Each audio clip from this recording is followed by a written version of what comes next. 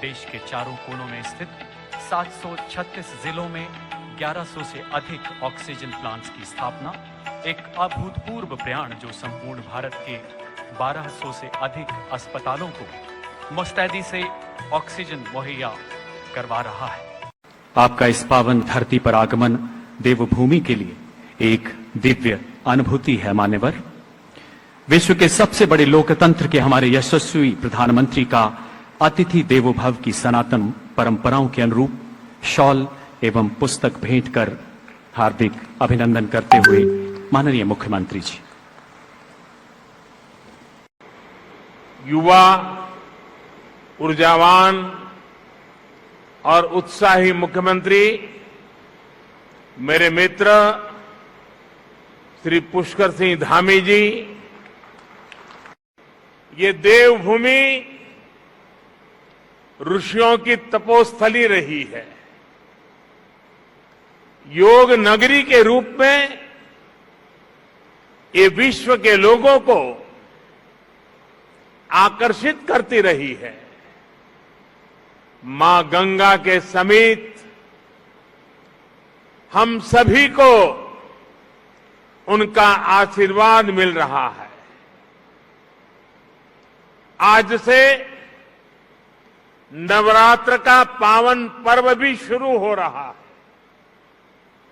आज प्रथम दिन मां शैलपुत्री की पूजा होती है। मां शैलपुत्री हिमालय पुत्री है और आज के दिन मेरा यहां होना, यहां आकर इस मिट्टी को प्रणाम करना, हिमालय की इस पवित्र धरती को प्रणाम करना, इससे बड़ा जीवन में कौन सा धन्य भाव हो सकता है। और मैं आज जो उत्तराखंड आया हूं तो एक विशेष रूप से भी बधाई देना चाहता हूं, क्योंकि इस बार टोक्यो ओलंपिक में ये देवभूमि ने भी अपना झंडा गाड़ दिया है और इसलिए आप सब अभिनंदन के अधिकारी हैं। आपके नेतृत्व में ही कश्मीर से धारा 370 खात्मा हो चुका है और कश्मीर का भारत में पूर्ण एकीकरण हो सका है। चाहे औद्योगिक विकास हो या शैक्षिक विकास हो, सामाजिक विकास हो या आध्यात्मिक विकास हो, आपकी सोच व्यापक रही है। यह नमामि गंगे स्वच्छता अभियान, नई शिक्षा नीति, इंद्रधनुष योजना, one nation one ration card जैसी अनेकों कल्याणकारी योजनाओं से परिलक्षित होता है। मिल रहा है। आज से नवरात्र का पावन पर्व भी शुरू हो रहा है। आज प्रथम दिन मां शैलपुत्री की पूजा होती है। मां शैलपुत्री हिमालय पुत्री है और आज के दिन मेरा यहां होना, यहां आकर इस मिट्टी को प्रणाम करना, हिमालय की इस पवित्र धरती को प्रणाम करना, इससे बड़ा जीवन में कौन सा धन्य भाव हो सकता है। और मैं आज जो उत्तराखंड आया हूं तो एक विशेष रूप से भी बधाई देना चाहता हूं, क्योंकि इस बार टोक्यो ओलंपिक में ये देवभूमि ने भी अपना झंडा गाड़ दिया है और इसलिए आप सब अभिनंदन के अधिकारी हैं। उत्तराखंड की दिव्य धरा ने मुझ जैसे अनेक लोगों के जीवन की धारा को बदलने में बड़ी भूमिका निभाई है। लोगों के बीच रहकर लोगों की सेवा करने की मेरी यात्रा तो कई दशक पहले से चल रही थी, लेकिन आज से 20 वर्ष पूर्व गुजरात के मुख्यमंत्री के रूप में मुझे नई जिम्मेदारी मिली थी। वैसे ये भी एक संयोग है कि उत्तराखंड का गठन साल 2000 में हुआ और मेरी यात्रा इसके कुछ ही महीनों बाद साल 2001 में शुरू हुई।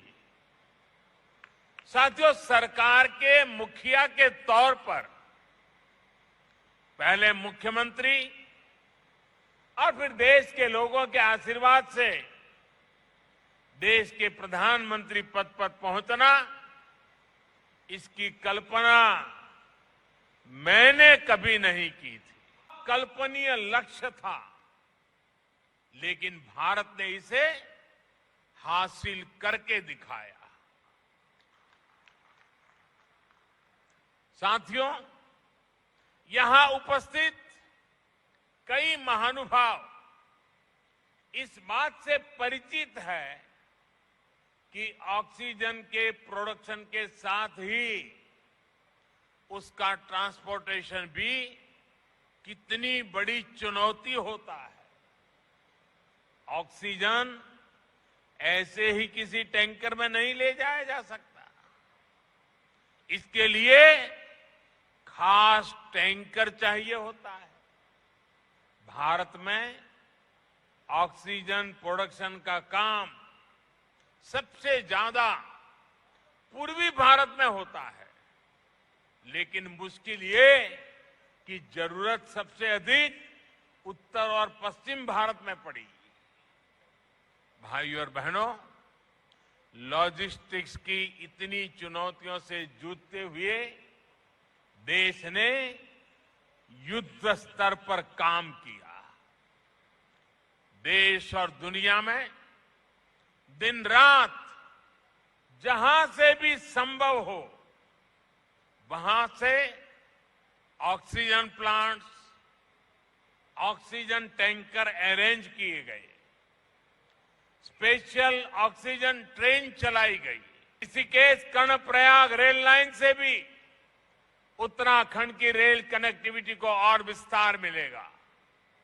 सड़क और रेल के अलावा एयर कनेक्टिविटी को लेकर हुए कार्यों का लाभ भी उत्तराखंड को मिला है। देहरादून हवाई अड्डे की क्षमता को 250 पैसेंजर से बढ़ाकर 1200 तक पहुंचाया गया है। मुख्यमंत्री श्रीमान धामी जी के उत्साही और ऊर्जावान नेतृत्व में उत्तराखंड में हेलीपोर्ट इंफ्रास्ट्रक्चर को भी प्रोत्साहित किया जा रहा है। साथियों, पानी की कनेक्टिविटी को लेकर भी उत्तराखंड में आज सराहनीय कार्य हो रहा है। इसका बहुत बड़ा लाभ यहां की महिलाओं को मिलना शुरू हुआ है। उनका जीवन और आसान बन रहा है। पूर्व सैनिकों को पेंशन से जुड़ी दिक्कतें ना आए, इसके लिए भी हम डिजिटल टेक्नोलॉजी का इस्तेमाल बढ़ा रहे हैं। साथियों, जब फौज के वीर जाबाजों के पास आधुनिक हथियार होते हैं, अपनी रक्षा के लिए आधुनिक उपकरण होते हैं, तो वो उतनी ही आसानी से दुश्मन से मुकाबला कर पाते हैं। ऐसी जगहों पर जहां मौसम हमेशा खराब रहता है, वहां भी आधुनिक उपकरणों से उन्हें बहुत मदद मिलती है। हमारी सरकार ने रक्षा क्षेत्र में जो आत्मनिर्भरता का अभियान चलाया है, वो भी बहुत बड़ी मदद हमारे फौजी साथियों की करने वाला है। यहां के लोगों के सपनों को पूरा करने का बहुत बड़ा आधार है। विकास का यही डबल इंजन उत्तराखंड को नई बुलंदी देने वाला है। बाबा केदार की कृपा से हम हर संकल्प को सिद्ध करें, इसी कामना के साथ आप सभी को बहुत बहुत शुभकामनाएं।